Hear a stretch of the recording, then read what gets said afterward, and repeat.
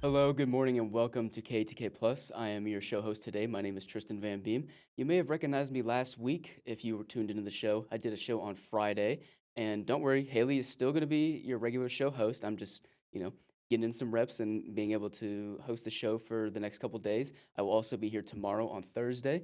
But enough about that. Let's get right into some of today's stories. We have a lot of interesting things going on today.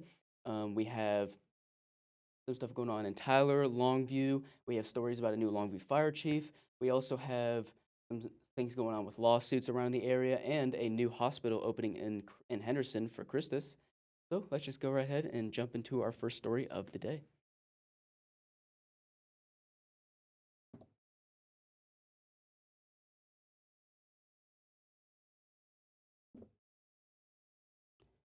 And for our first story, we have multiple children that were left in a hot car in a Walmart parking lot over on Tuesday. This is all according to an affidavit that was written up by our digital team. And according to the affidavit, two parents were arrested Monday after four children were left alone in a vehicle for at least 45 minutes at a Tyler Walmart parking lot. According to the Tyler Police Department arrest affidavit, around 4:56 p.m., officers responded to the Walmart on 6801 South Broadway, where four young children ages 10, 5, 2, and 5 weeks were left in a vehicle since 3:58 p.m. While the parents, Emily Bearden, 27, and David Bearden, 28, both of ARP, shopped. The document said that while the parents were in the store, one of the children turned off the vehicle, causing the oldest child to eventually leave the vehicle without supervision at around 4:45 p.m. and begin to ask for help as all the children were overheating and in distress, in quotes. Um, According to the affidavit, quote, onlookers went into the store stating children were left unattended in a hot vehicle, and only then did David, along with his wife, exit the store. Instead of calling for medical assistance, David and his wife attempted to leave the store without contacting any first responder for assistance. It was then David it, w- it was then that David was stopped by nearby officials and contacted, end quote. When first responders evaluated the children, they were found to be flushed red, sweating, and with disheveled hair. One of the children spontaneously uttered to police, "We were burning in there." CPS was notified, and the children were released to their grandmother, while both parents were arrested for abandoning/endangering a child, the department said. Now, once again, this is all according to an affidavit. We also have an interview with Tyler PD Public Information Officer Andy Arball about the situation. Let's go ahead and pull that up right here. So it was about 5 p.m. yesterday. We got a call at Walmart at 6801 South Broadway about four children left in a vehicle in the parking lot. So we got on the way, we got there very quickly actually, and but by that time, I guess the parents had got back in the car.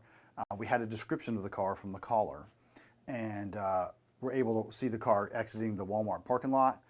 They initiated a traffic stop on that vehicle, and they pulled over right there in an adjacent parking lot. And the four kids were still in the car, and the officer described them as sweating. Their faces were red. They disheveled. They looked hot.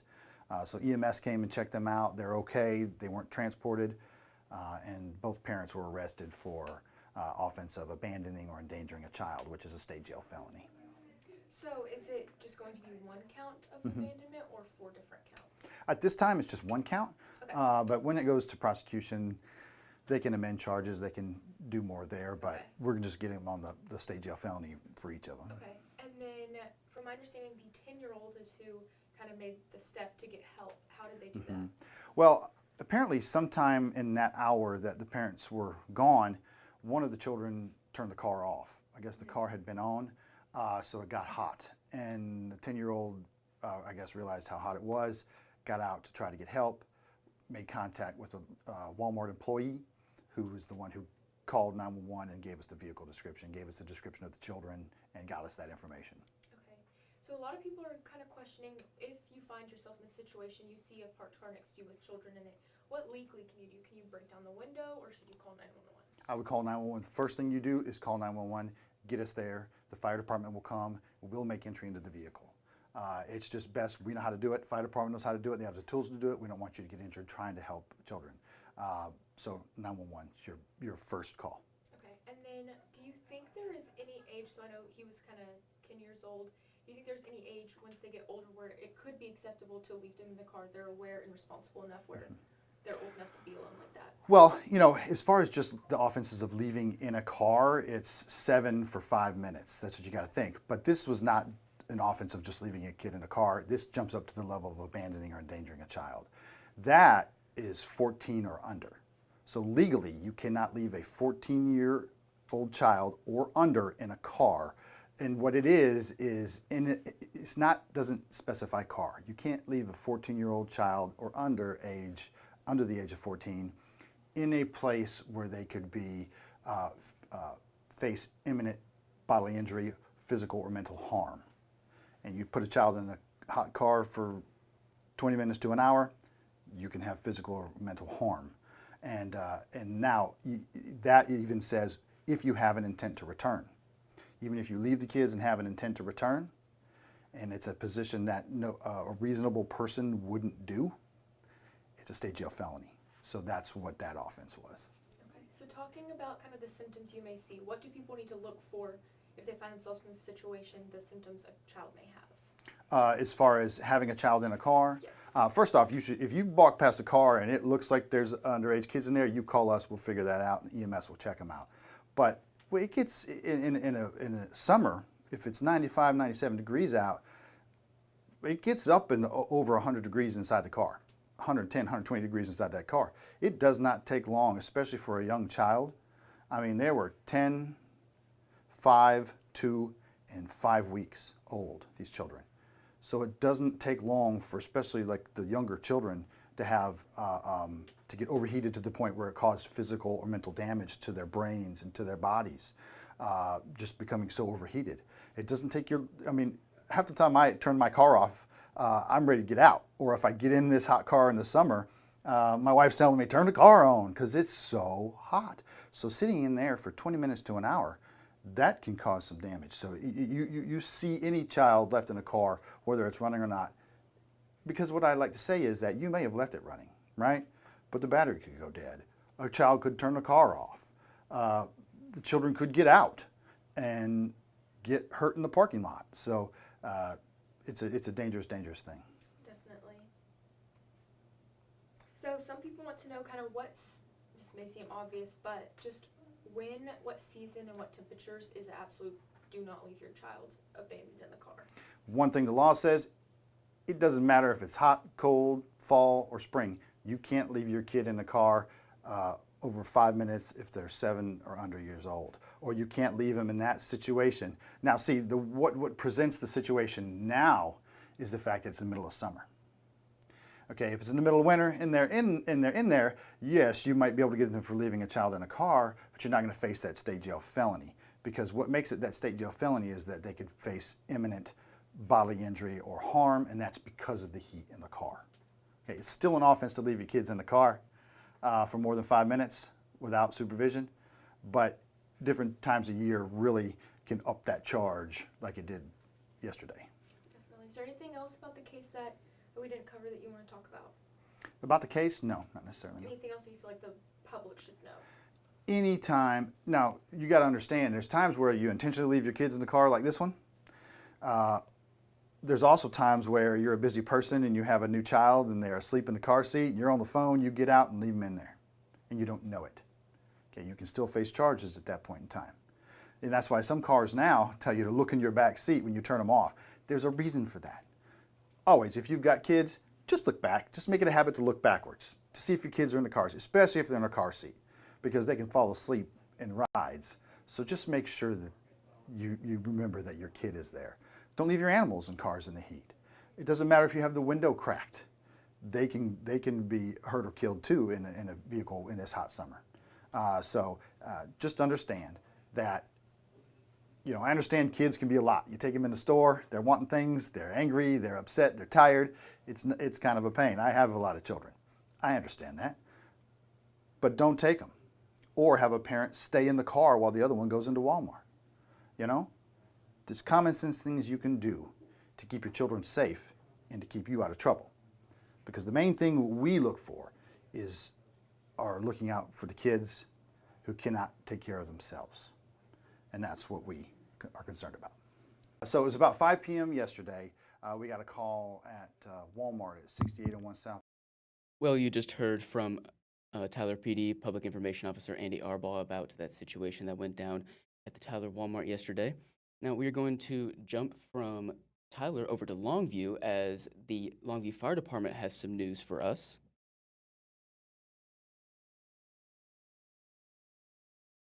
Sorry, just give me 1 second. The Longview Fire Department is holding a community event to welcome the new fire chief, Greg Grimes. The Longview Fire Department is inviting the community to meet Grimes and learn about his goals for the department moving forward. A free event will be held on Thursday at 411 American Legion Boulevard in Longview from 4 p.m. to 6 p.m. and is open to the public. The department said the event is an opportunity for community members to introduce themselves, as Grimes looks forward to building connections in the community. This is an opportunity for citizens of Longview to just get out and meet their new fire chief and so that way community connections can get built and we know what's going on over in Longview. All right, well, that is going to do it for now. We will go ahead and head to a break, and when we get back, we have some interesting stories to talk about as far as the new Christus Hospital opening in Henderson and the Sanderson's Farm lawsuit. We'll see that after the break.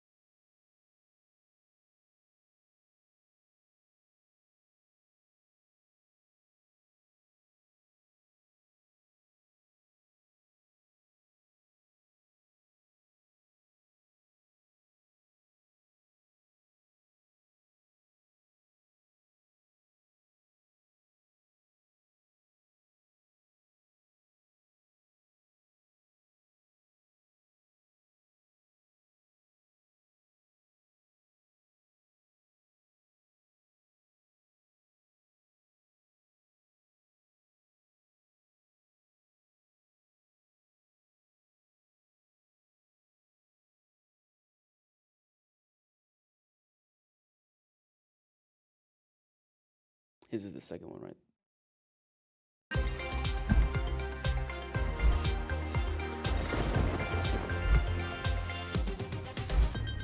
Welcome back, y'all. We have a little change of plans. We're going to go ahead and jump right into our weather. I'm joined by Braden Seo, and he is going to talk about what the weather is like today. So, Braden, what are we expecting to see for today's weather, and what are we looking to get into for the rest of the week? Well, it looks like today we have a good shot at seeing those temperatures getting into the 100-degree range, and it's already getting hot out there this morning. We're already seeing some of those 80s here in Tyler. So with lots of sunshine through the day and those temperatures rising already, it's a sure bet some of us are going to hit those triple digits into the afternoon. Well, let's go ahead and check it out.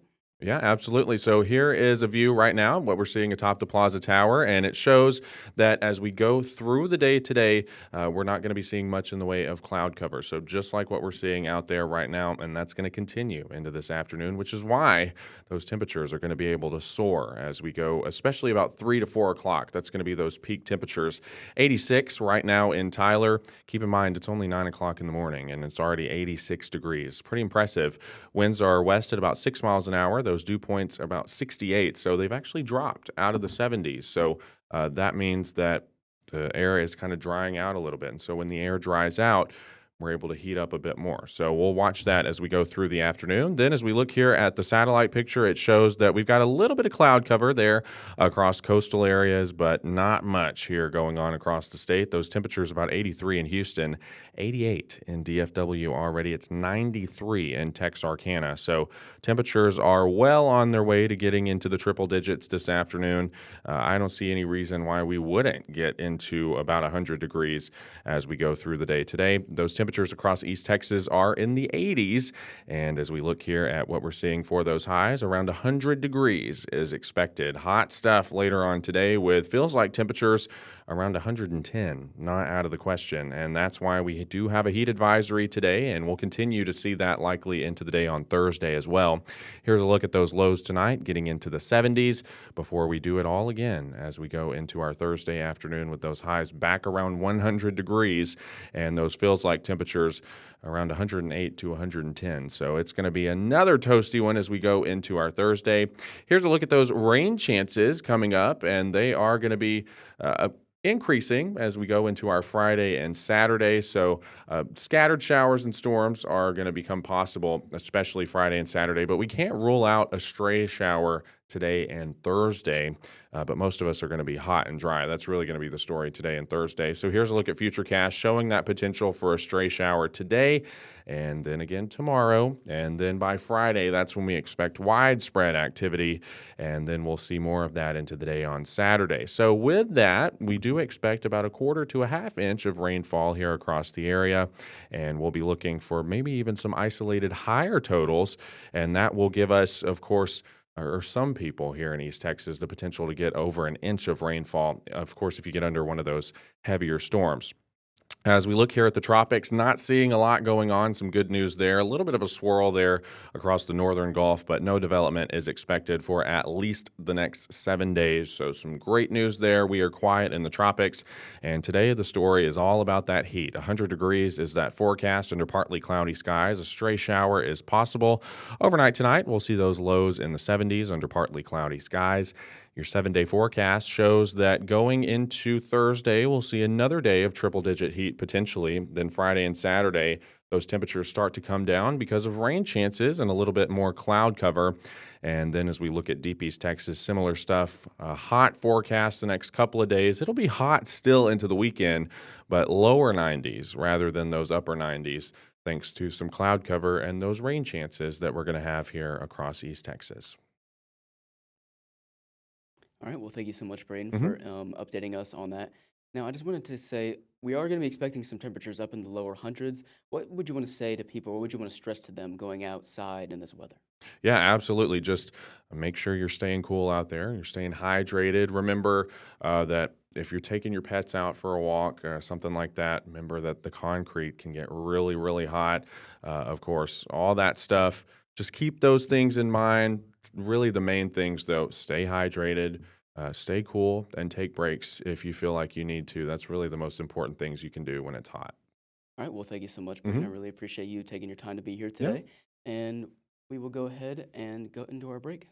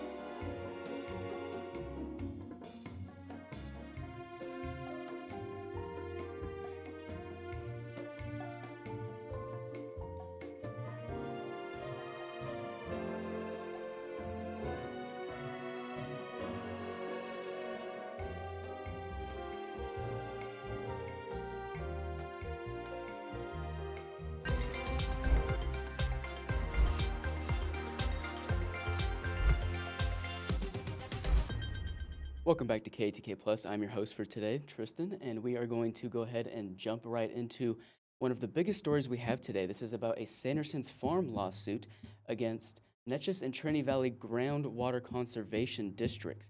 Now, this is a big story that's been developing around East Texas. We have a lot of stuff going on with groundwater, and just bear with me. This is a long read that I'm about to do, but just go ahead and stick with me throughout it, and I'm going to get you guys as much information as I can. Once again, this is a big story with a lot of moving parts, so let's just go ahead and get right into it. Sorry, just give me 1 second here.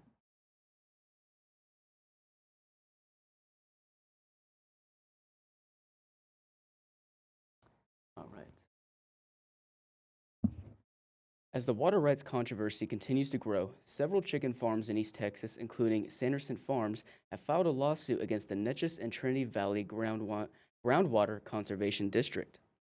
The lawsuit follows the district's transfer of the permits for Redwater Ranch and Pine Bliss LLC to drill into East Texas aquifers and extract billions of gallons of water intended for use in the Dallas Metroplex. The permit has caused many farmers across East Texas to grow worried about the future of their livelihoods, prompting farms to come together and take legal action to prevent the permit from being implemented. The plaintiffs in the lawsuit are requesting that the court invalidate the district's drilling permit application and issue a temporary injunction preventing the district from engaging in any further activities related to drilling permit applications. In a court document, the plaintiffs stated that their motivation for the lawsuit is to prevent these kinds of issues from arising again, thereby avoiding further water rights controversies. A quote from the court documents stated, "Addressing these fatal errors on the front end ensures that the precious time and resources spent by all are not wasted if the decision on the application is later overturned and the process must be repeated." Once again, that is a quote from one of the court documents. The Neches and Trinity Valley's Groundwater Conservation District was created to conserve and protect groundwater within its boundaries. The district is also a governmental entity responsible for regulating groundwater to prevent overuse and wasteful usage. Court documents stated that Redtown Ranch Holding LLC and Pine Bliss LLC are collectively seeking permits to drill 43 wells in East Texas, which would produce 15,437,520,000 gallons of water per year. Both companies are reportedly planning to export and sell the water drained from the aquifers for profit. On June 19th, the district's board of directors held a public meeting at Jacksonville City Hall to discuss the applications, although public officials, business operators, and residents voiced unanimous opposition to the application. The board of directors considered and approved Redtown Ranch and Pine Bliss requests that the application and opposition be transferred to the State Office of Administrative Hearing for a determination after the expiration of 90 days. The plaintiffs are now arguing that several members of the board approved the application because they had a financial interest in the project. Kyle Bass, a Dallas-based hedge fund manager, which legal documents argue manipulated the district's process to his advantage, which the plaintiffs believe is detrimental to East Texas communities, according to court documents, during the initial stages of the process. Bass hired board member David Foster to drill more than 40 high-capacity water wells, creating a perceived conflict of interest that ultimately led to Foster's resignation from the board. When the applications were filed in 2024, Donald Foster was a member of the district's board of directors and is president of Andrews and Foster's, a company associated with Redtown Ranch and Pine Bliss. Andrews and Foster's were involved in drilling high-capacity wells during the initial stages of the project. Due to Foster's involvement with Andrews and Foster's, the plaintiffs believe that his membership on the board is a conflict of interest. This is another quote from the court documents, which says, quote, "Despite Mr. Foster's business's relationship with Redtown Ranch and Pine Bliss, Mr. Foster attended closed executive sessions on multiple occasions where the applications were discussed before he finally abstained from participating and voting on April 17, 2025, end quote. Once again, that is from one of the court documents. Moving on, a few days before the June 19th public hearing, Foster resigned from the board of directors, according to the court documents, stating that he wishes to continue his involvement in the project, which indicates a financial interest in the project. Landowners argue that Foster would have remained on the board if not for public outcry, despite the obvious conflict of interest. Plaintiffs are also arguing that the approval of the applications should be invalidated due to the involvement of board of directors member Sean Connor. Connor seconded the motion to approve the applications. However, the lawsuit says he is ineligible to serve as a member of the board because he is currently serving as a council member for the city of Palestine. Due to allegations of conflict of interest against members of the board who are deemed ineligible to participate, the plaintiffs are disputing the approval of the proposal and requesting the board restart its permitting process and officially remove Connor from the board. Now, if you want to see the names of all the farms involved in this lawsuit, you can find that on a digital article that was written on our website. You can go ahead and scan this QR code if you are looking to find the article on this information. Now we are going to go ahead and jump into our next story here.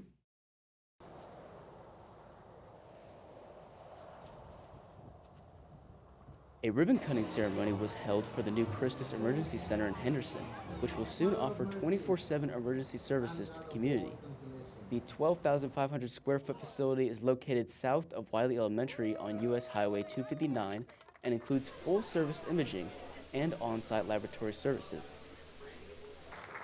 A quote from Dr. Brandon Euler, the medical director, said, quote, "We can handle just about anything that is emergency, from O from OB emergency to laboratory delivery. If you're having a delivery, if you have a traumatic injury, a car wreck, we are here to provide that care. If you are having chest pain or having a heart attack, we can provide all that care here at this facility." End quote. The ribbon cutting ceremony for the new emergency center was attended by more than 300 guests, including representatives from Christus, the city of Henderson, Rusk County. The center aims to provide high-quality emergency care to patients in Henderson and across East Texas, staffed by board-certified emergency physicians and experienced emergency nurses. The Christus Emergency Center will officially open to the public at 7 a.m. on Thursday, enhancing access to emergency medical services in the region. Well, that is certainly some good news from the Henderson area. It is nice but we are going to go ahead and head into our second break of the show. When we get back, we have some sports for y'all. We have a new baseball summer league opening up in Nacogdoches, and we are also going to hear from the NFL quarterback, as you probably heard in our tease earlier today.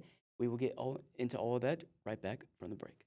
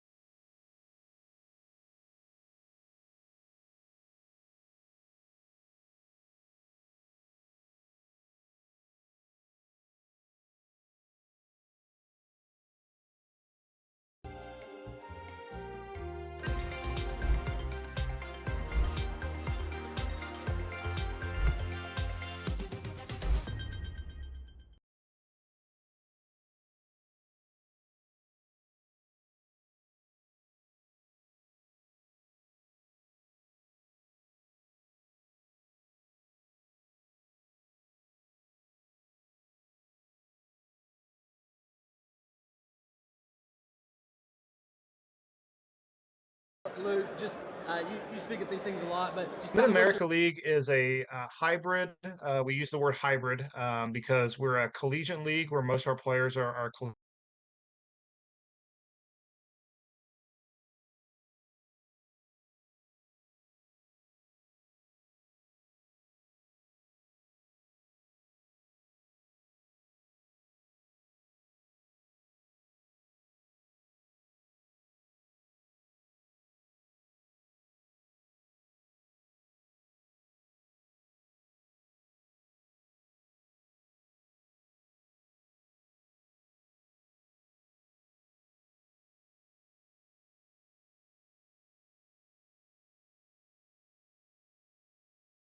Mid-America League is a hybrid. We use the word hybrid because we're a collegiate league where most of our players are collegiate baseball players. But we also have some pro I'm losing players my that play brain. for us. Each team's allowed to have 8 pro I can't play players. the video. It is And those pro brief. players come to us that may have been released out of professional baseball or independent baseball. They come to us to mentor our college players and get playing time and hopefully get signed back into professional baseball. So we have 6 teams currently, looking to expand to 10 for 2026. So kind of how did this get started? I know it's fairly new. How did it come about and kind of where are we going? Yeah, so it started. Our league owner, his name is Mark Schuster, the Ventura Group. He founded the league actually 10 years ago. He's been working on this. And the league started last year. I was actually the general manager of our team in Joplin, Missouri, last year. And then I was moved over to this role as executive director in October of this year. And my job really focuses on expansion. So the major goal of our league is to be at 24 teams by 2030 and have 4 divisions kind of located throughout the country, strategically located. And really, the ultimate goal that our league founder has is this kind of model that they have in professional soccer in Europe, a promotion and relegation between one side playing college baseball and one side looking at professional baseball. So we've got some big plans over the next 5 to 6 years. Yeah, well, you kind of touched on it, but tell me a little bit more about, where the players are come from and the coaches. Kind of how does that all come together? Yeah, most of our players are local. And if you look across our roster, most of them come from Texas, Oklahoma, Kansas, Missouri, Arkansas, kind of where we're all located, from all levels of colleges. But we also have players coming from around the world that have came and played for us. We had a kid from Japan, a couple kids from Japan play for us this year and last year. We had someone from Australia that plays for us this year. We've had a bunch of kids from the Dominican Republic and the Caribbean. And we had a kid come from the Netherlands this year to play in Texarkana. So they're coming from all over to play for us in this league. And then the coaches usually are either assistant coaches in college or high school. There's some NCAA rules about where a coach can come from for summer baseball. You can't, if they come from an NCAA university, they can't have any of those players on their team. So we usually look at, JUCO, NAIA coaches, and also high school coaches as well for coaching positions. And you mentioned that these players are coming sometimes from other countries, especially here in East Texas, maybe a very different world. In that instance, where are they staying? Where are they living? What is that looking like for them? Yeah, the backbone of this type of baseball, independent league baseball, is host families. So all our kids stay with host families, or we try to hook them up with host families to host them throughout the summer. And that is a really one. It's great for the community. Great to get these kids in their home and get them ingrained in a local community and let them see how that operates. But it also is great for us as a team. I mean, we're not having to pay for their housing. We're making sure they're taken care of with a bed and a hot meal every night. So the partnership between host families and the team is very imperative and something that we'll start recruiting very quickly after we've made this announcement. Yeah, and is that something that you need in every area? It's not just here in East Texas that we have teams, but is that something you need in all the areas that you guys have teams? Correct. Yeah, we're trying to build towards that model of being in place in every market. Some of our markets use a hybrid system of some in dorms, some in host families. But ultimately, we would like all our teams to be using host families to host these players. Yeah, well, super exciting news, expansion of the program. You guys are coming to Nacogdoches. So tell me a little bit just about that process, what that timeline has looked like, and then what y'all are expecting out of this over the next year. Yeah, I think my involvement starting the process back early at the beginning of 2025 was in touch with Stephen F. Austin University about their baseball program, and my background is in actually college athletics. So been going around through my college contacts to kind of see where we could possibly place some of these teams. And They let us know about the partnership with the city of Nacogdoches and the availability to play at Pilgrims Park, JC's Field, and then also their hopes of possibly a new facility down the road. So that really excited us about the possibility to get involved there. And great facility, great location. Stephen F. Austin has a great baseball program that we're hoping we will help improve that, and Stephen F. Austin will help us as well as the city of Nacogdoches. I love the old town feel, the oldest town in Texas, driving around the cobblestone streets this winter, and was great to see, and just so excited to see the community out at games next summer. Yeah, as far as the timeline of starting that team and recruiting those players and stuff like that, what does that look like? We'll start an interview process for a general manager here. We're actually now in the process of looking for that person. We hope to have someone in place by September, October. Hopefully have some boots on the ground and an office open there in Nacogdoches so we can start recruiting players, sponsors, host families, selling season tickets. Really the biggest recruitment time for players is in the fall. So we'd like to get that person set to help recruit the team for next summer, as well as work on the business development side of things for next spring and summer. Let's broaden it out a little bit. We have three teams, I guess, if you're including Nacogdoches, three teams here in East Texas. The Timberhogs, the Rhinos up in Texarkana, and now Nacogdoches. What does that say, do you think, about the East Texas culture and the culture of baseball here in East Texas? Yeah, East Texas is a strong baseball community. I've been out to all those markets and seen the community support we've got. And you're starting to see kind of the overall vision we have of where we're going, but maybe an East Texas division as we move towards 2014s. But we've seen really strong baseball players out of those three teams come through here, and we're even more excited to see what Nacogdoches can produce for our league next summer. Yeah, kind of what does that look like so far and over the past, couple of years of with the Timberhawks and the Rhinos? How have you seen particularly those organizations grow and thrive in those markets? Yeah, I think Texarkana is getting stronger in their baseball community. I think they are looking for possibly a playoff bid at this point. I think they're in fourth place right now and have an opportunity to make the playoffs, and that's a huge jump from where they were last year. From last year in our league, kind of struggled, and they found their footing, and community support's growing, and they're looking at having a chance to win it all this summer in Abilene in August. Piney Woods, the community support and the games that I've been to have been great. They've had some great crowds. They've done some great promotions. We saw a lot of local players last year, but we've seen a lot of local players from universities and Piney Woods this year that strengthened that relationship there in Piney Woods. And I think, they're continuing to grow and continuing to develop as a franchise. And think as we add these teams and players, it's only going to strengthen the whole group and whole community as a whole. Yeah, when we look at a league like this, I feel like it's a very unique concept, and it's not something that maybe East Texas is used to. But why do you think this is so important, not only for the community, but for those players and their development? Well, definitely unique. We're the only league that's trying this hybrid model as well as using NIL to compensate players. I think NIL is important in this day and age that have the ability to, when our players do kids camps and when our players do sponsorship things, we're able to give them a little money to help them, live during the summer. These college players are playing 6 days a week, so there's not really a lot of time for a job, and we're able to let them play as well as take care of them with host families, and try to provide some financial compensation to help them really play a professional style schedule in the summer.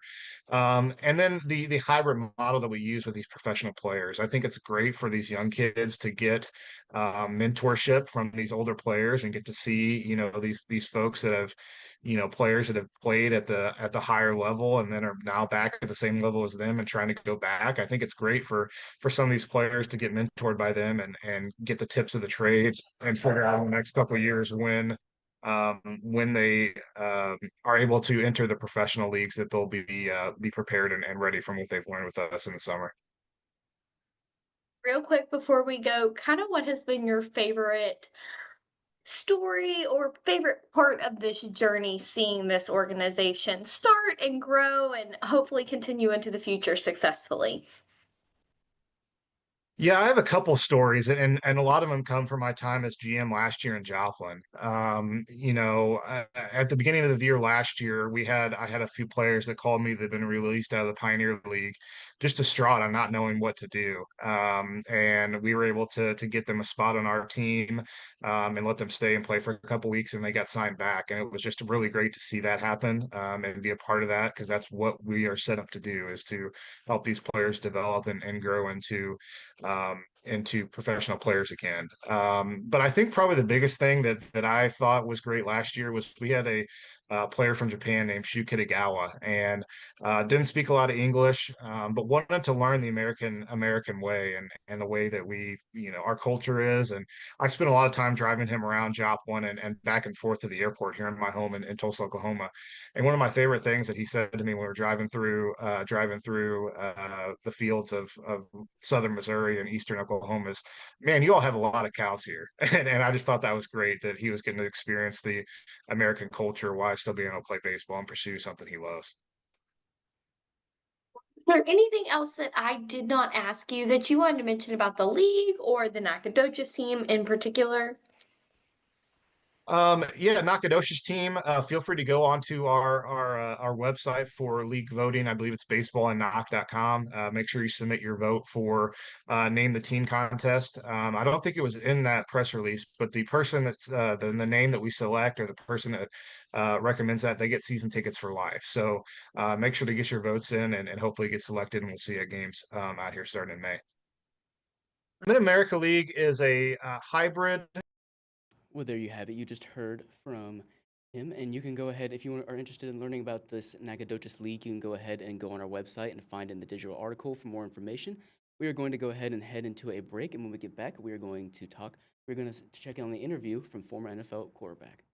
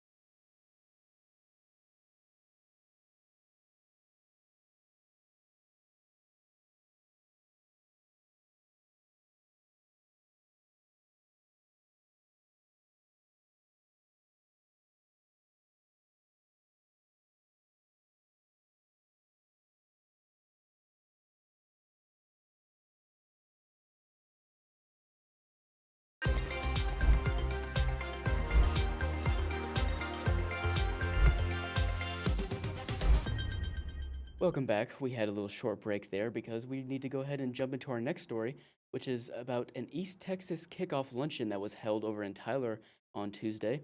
Now, a lot of East Texas high school and collegiate football team representatives came out to represent their team just before the 2025 season gets kicked off and gets into full swing.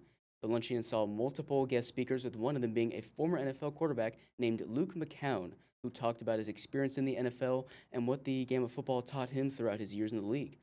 K2K spoke with McCown just before the luncheon began, and here we will play that full interview for you in its entirety.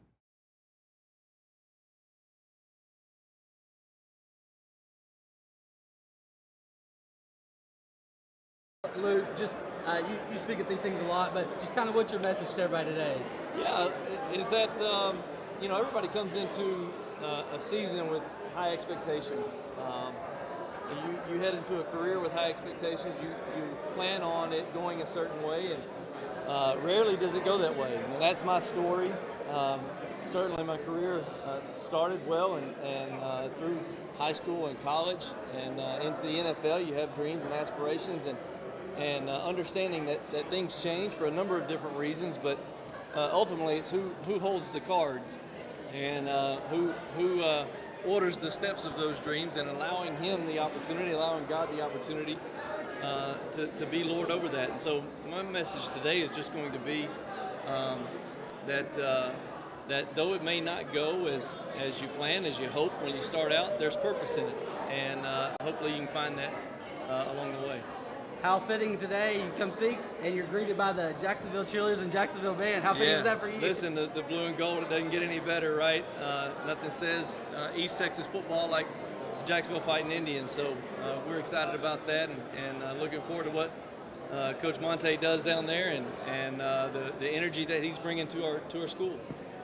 You got your start in East Texas.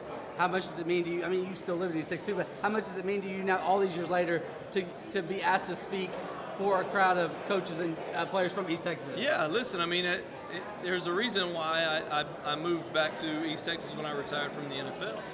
I love it here. I want to raise my kids in this area. I want my kids to be a part of East Texas high school football. It's just, there's a special vibe, if you will, whatever you want to call it. There's just something about East Texas that's different from everywhere else I've ever been in the country, and I wanted my kids to know that and be a part of it. Last thing for me, La Tech recently released their all-quarter century team. You were the quarterback on that team. What did that honor mean to you? Yeah, it meant a lot. It meant a lot. I mean, I put a lot of work, a lot of time, a lot of effort into that. But ultimately, I looked at, and I posted about this. I was excited for those guys that I got to play with that are on that team, the Bobby Grays, the John Simons,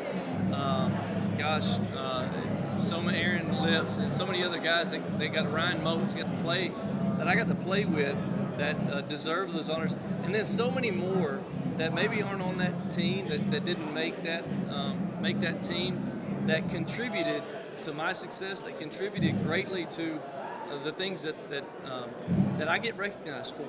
And so, what it does is it ultimately allows you to stop and reflect for a moment on the people that helped you get to where you are, where you were, in my case, and it means so much more when you do that.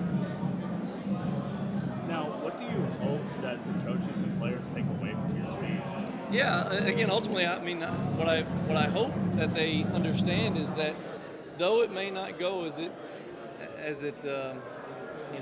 plan on it going, right? We always say this, that only one team at the end of the year leaves the season happy. Everybody else is going to be miserable.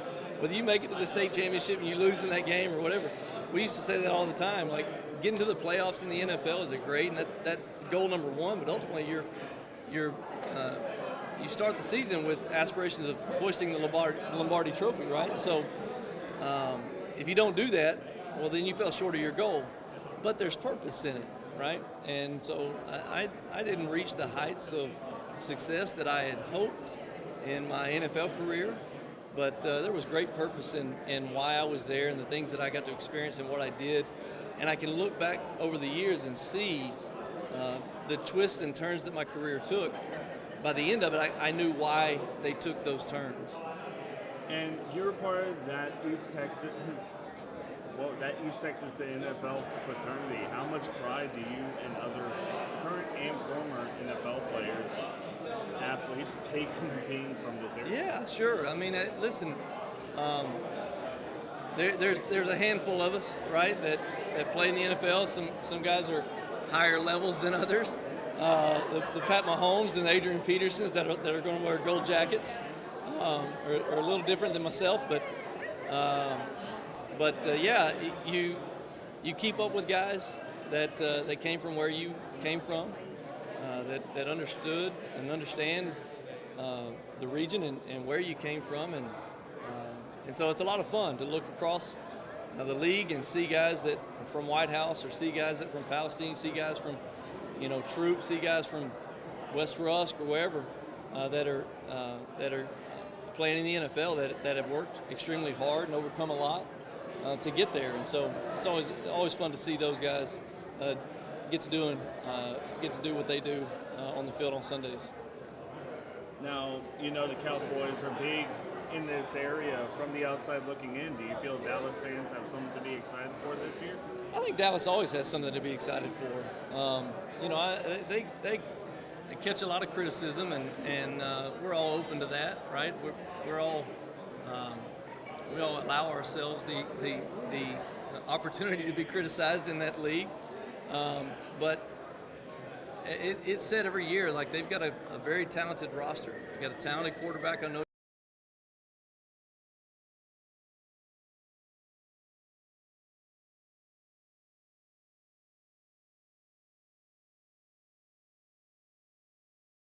Is going to show and share with the audience here in just a little bit, discuss what all you saw down there. I see she's got a picture up that, and it looks like. Yeah, I'm in it. Yeah. I'm in it. Yeah. Smart idea? No. But good photo op?